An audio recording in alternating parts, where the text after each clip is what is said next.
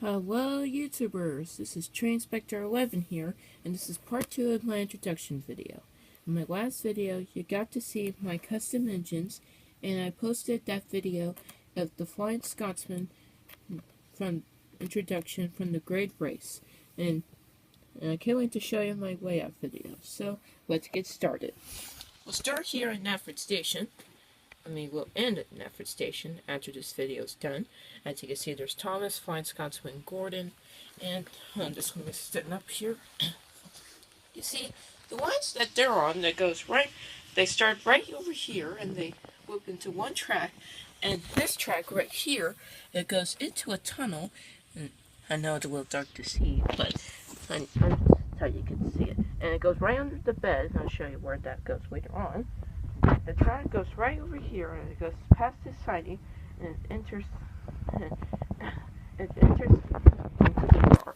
As you can see, there's Stafford, and here's Knapford Junction, and there's tons of switches all over the place. There's 1, 2, 3, 4, and there's probably just over 10 switches just in this area, so it's definitely called Knapford Junction. And as you can see, I have two buildings right there. That one to the far end of Knapford Station, that's your Topham Hatt's house. I forgot to mention that. And that's just a regular station. And this one that Toad is on, it goes right over here, past that signal junction, or whatever you gotta call it, past this platform, and there's the water tower. And there's Steve pulling some freight cars. Now we enter the main shed in the yard. As you can see, there's Edward and James probably talking. And their lines, it's just to the back of the shed back there. Move that, hit something. Okay. And right up here is the high track where most of the engines sweep. You see, the track in the front, from the high track, it goes down that way, under this table, and it goes right there to that where that switch is. So that way engines could go up there when there's nowhere else to sweep. And there's some more empty space for the engines. The main track that Steve is on, it goes right for the shed. It goes to that crossover section. We'll get to that later. It'll come right over here is the sheds. And there's Spencer, Caitlin, Emily, Oliver, Doug, and Connor. There were no one else in the sheds besides Emily. I decided to put them there so Emily will have some company. And as you can see, I have the signs arranged from different sizes of engines. In this case, the steam team. And Spencer's line, and it goes right this way past that signal to where the water tower is. And there's the main line coming from the tunnel over there. I'm just going to stand up. And it goes right this way past that signal, past the switch. And it goes over there to that crossover section. And there's Toby and Marin Station. We'll get to that later. And coming right over here past the blue track, that's actually the exit of the tunnel. And there's Henry and Diesel probably talking or something. And then here's the crossover section again. And so if engines want to go this way, they can just go right over there to where Steve is, or they can just go straight to where Percy is pulling the mail train. And coming out here is the countryside. Now, this long section of the track right here is, at the end is the magic buffers, and there's Lady, probably protecting them. And it comes right back. So, that's a long section of the track. I want to see what you guys think. Do you like it long, or do you think I should make it shorter? Percy's line goes two different ways. One, you can just look around to where Toby is, or you can go straight, and it goes right over here, and into this room. And now, this is where it starts to get confusing.